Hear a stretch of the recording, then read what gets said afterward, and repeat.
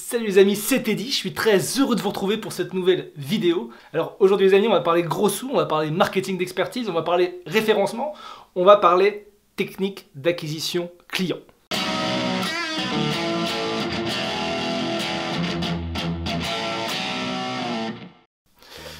Parce que ça ne vous a peut-être pas échappé, mais nous sommes, comme qui dirait, en crise. Oui, ou comme dirait Macron, nous sommes en guerre, la guerra.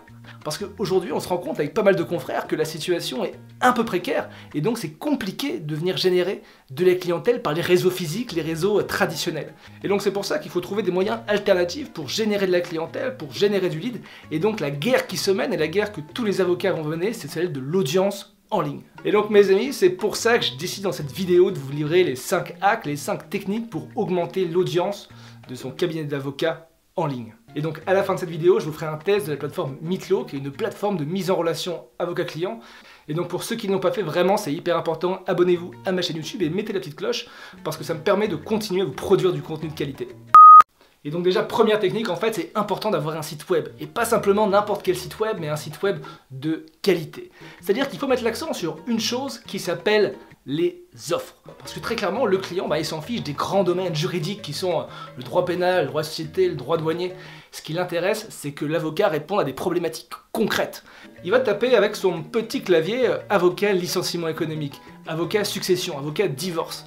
Et donc c'est pour ça que sur son site web, c'est vraiment important d'avoir une approche pratique, une approche pour les use cases, qui permet en fait déjà d'être beaucoup plus clair pour le client, mais aussi d'être beaucoup mieux référencé sur Internet.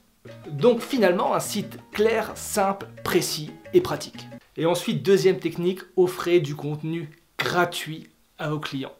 Alors oui, c'est sûr que le terme gratuit fait un peu mal pour un avocat, on se prend dans le cœur, on se le prend dans les tripes, et ça fait très mal notamment quand le CNB nous impose les consultations gratuites, mais offrir du contenu gratuit à vos clients peut avoir vraiment un avantage concurrentiel pour vous, parce que c'est la base de deux choses, le marketing d'expertise et le référencement. C'est-à-dire qu'en offrant du contenu gratuit à vos clients, que ce soit sous forme d'infographies, de vidéos, d'articles, eh bien vous venez renforcer votre expertise, la perception que vos clients, que vos prospects potentiels ont de votre cabinet, de votre pratique d'avocat. Et donc ça vous permet d'augmenter de manière quelque peu virale, enfin le terme viral est peut-être mal choisi en ce moment, mais bref, votre visibilité et votre expertise sur certains domaines. Et offrir du contenu gratuit à vos clients et le relayer sur votre site internet, sur votre blog, eh bien c'est aussi une technique de référencement. C'est-à-dire que pour qu'un site soit bien référencé, il faut qu'il vive, il faut qu'il y ait des nouveautés, il faut qu'il y ait du trafic sur votre site. Et donc avec des contenus, avec des vidéos, avec des articles, votre site va venir s'enrichir et donc aura beaucoup plus de chances d'être mieux référencé sur Google. Et ensuite, troisième technique pour augmenter son audience, c'est la stratégie social media. Réseau social en français. Parce que je trouve, et ça me fait mal, qu'il n'y a pas assez d'avocats qui sont visibles sur les réseaux. Ça peut être LinkedIn, ça peut être Instagram, ça peut être Twitch. Mais pour le coup, c'est vraiment ultra important d'être présent sur les réseaux qui correspondent à votre cible, à votre clientèle. Mais concrètement, publier pour publier, ça n'a pas beaucoup de sens. Et c'est pour ça que c'est vraiment important de se renseigner sur son réseau et notamment de publier aux heures de pointe. Par exemple, pour LinkedIn, les heures de pointe, c'est le matin avant 8h, à 11h ou après 16h. Une petite technique que je fais, en fait, moi, tous les matins, je rajoute pendant 20 minutes toutes les personnes qui correspondent à mon profil de clientèle sur LinkedIn. Parce qu'en fait, cet exercice un peu quotidien qui, à court terme, je dirais, paraît un peu fastidieux, eh bien, ça te ramène au fur et à mesure des clients potentiels, des personnes qui sont susceptibles de voir tes contenus et donc susceptibles d'avoir recours à tes prestations. Et ensuite, quatrième technique, jouer collectif. Parce qu'en fait, les réseaux sociaux, c'est pas forcément un exercice qui est individuel et c'est hyper important de s'entourer des meilleurs experts et d'augmenter notre visibilité ensemble. Moi par exemple, je me suis entouré d'un réseau d'experts qui sont des professionnels avec des activités qui sont très complémentaires à la mienne. Et on se tag dans chaque publication et on partage toutes nos publications respectives. Et donc ça permet de booster à chaque fois vos publications. Après, il y a une autre technique qui s'appelle les pods, c'est une technique de gros hacking, qui sont des plugins que vous allez rajouter à LinkedIn. Et en fait, toutes les personnes qui seront sur ces pods vont automatiquement liker et commenter toutes vos publications. Et ensuite, dernière technique, c'est les plateformes de mise en relation avocat-client. Parce que je vais vous dire, les amis, une vérité, c'est que maintenant, de plus en plus, les clients benchmark. Et il est vrai que quand on recherche un avocat sur Google, eh bien, la première chose sur laquelle on tombe, c'est les plateformes de mise en relation avocat-client. Et vu qu'on est dans le thème des plateformes de mise en relation, on va arriver à la deuxième partie, naturellement, de la vidéo, qui est le test de la solution Meetlo. Et donc Meetlo, c'est une plateforme de mise en relation avocat-client qui est exploitée par Asco. Asco qui est une filiale du groupe Septéo. Septéo qui produit aussi... C'est la mer Noire. Oh là là, mais c'est cible les amis, révisez vos bases. C'est cible, la solution de gestion, évidemment, tout le monde la connaît. Et donc finalement, on commence par un mot que j'aime bien, qui est l'interopérabilité. C'est-à-dire le fait que les plateformes vont communiquer entre elles. Et je trouve ça déjà super bien, en fait, qu'une plateforme de mise en relation communique avec sa solution de gestion, donc sa solution qui gère ses clients, ses dossiers, sa facturation. Et donc du côté client, en fait, c'est ultra simple. Quand on arrive sur Meetlo, on a un moteur de recherche à plusieurs entrées, avec le nom de l'avocat, la ville, le domaine de compétence ou le département. Et je trouve en fait que pour le domaine de compétence, c'est hyper bien fait parce que ça fait référence à ces fameuses problématiques concrètes, ces use cases des clients qui sont par exemple chasse, harcèlement moral, licenciement économique. Donc en fait des thématiques que n'importe quel client est capable de comprendre. Et ensuite, une fois qu'on a fait sa petite recherche, on va arriver sur la page de tous les avocats qui correspondent à ta recherche. Et donc pour ce test, je vais prendre l'exemple d'une avocate qui est référencée sur Meetlo. Mes amis, attention, c'est la seule, l'unique, la plus belle, celle qui porte aussi bien la robe que le boutin. Laura Bouvier, évidemment. Et donc on se retrouve en fait sur la page publique de l'avocat, on a accès à pas mal d'informations qui sont par exemple les liens vers le site web, les domaines d'intervention, les modes de facturation, sa formation et puis diverses informations. Et ensuite l'élément que je trouve le plus intéressant qui est en fait la prise de rendez-vous en ligne.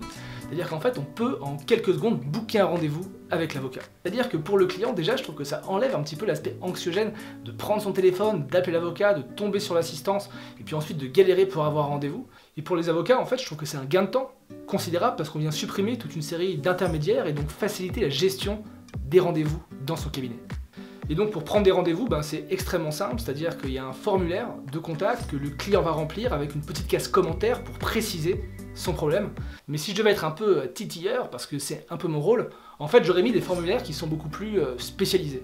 C'est-à-dire des formulaires qui permettent de préqualifier une question juridique, qui permettent de récupérer des pièces, et donc vraiment être dans cette dynamique de faire gagner du temps à l'avocat, pas simplement sur la prise de rendez-vous, mais aussi sur le traitement des pièces et la gestion du dossier. Et ensuite partie 2, côté avocat. Et je trouve en fait que le point fort de Meetlo côté avocat, c'est vraiment son back-office. Mais en fait, il est genre ultra simple d'utilisation. Et pour le coup, c'est vraiment ça que j'attends du back-office, c'est que moi en tant qu'avocat, qui n'ai pas forcément de compétences tech, je sois capable de l'utiliser et de l'exploiter facilement. Mais bon, on va commencer par le début, remplir son profil. En fait, on a un profil Meetlo qui est déjà pré-rempli par les équipes de Meetlo, mais qu'il est possible par la suite d'individualiser. Et ensuite, tu vas paramétrer tes rendez-vous.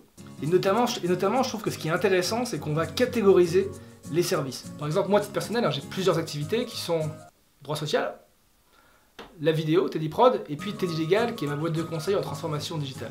Et il y a plusieurs types de rendez-vous, qui sont les rendez-vous présentiels, sur place, mais aussi des rendez-vous à distance. Et ce qui est hyper intéressant par rapport à ça, c'est que Meetlo a intégré récemment un système de visio. Et une fois que le client a pris un rendez-vous sur Meetlo, en fait la fiche client est enregistrée dans l'onglet contact de Meetlo.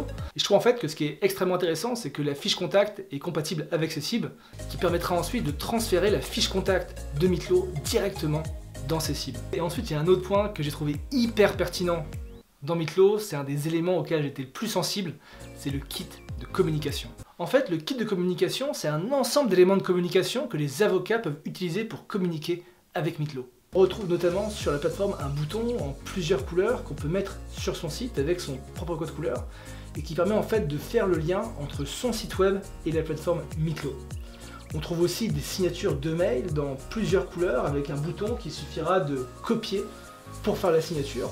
Et en fait, ça permet de booker des rendez-vous en ligne directement de sa signature.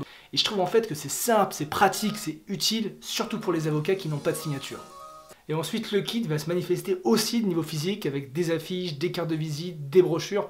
Là, je suis en confinement en dehors de Paris, donc je ne les ai pas, mais je trouve que c'est vraiment un geste qui est bienvenu. Mais je trouve que la petite limite du kit de communication, c'est qu'il est un peu trop brandé Meetlo. C'est-à-dire que je comprends la stratégie de la boîte de vouloir mettre Meetlo un petit peu partout pour montrer que c'est Meetlo, mais c'est vrai qu'à titre personnel, j'aurais préféré avoir quelque chose d'un peu plus sobre, un peu plus neutre, avec Meetlo éventuellement écrit en plus petit. Et je pense vraiment que ça n'aurait pas diminué la marque Meetlo, et voire même peut-être au contraire augmenter la satisfaction client. En tout cas, j'espère que cette vidéo vous a plu.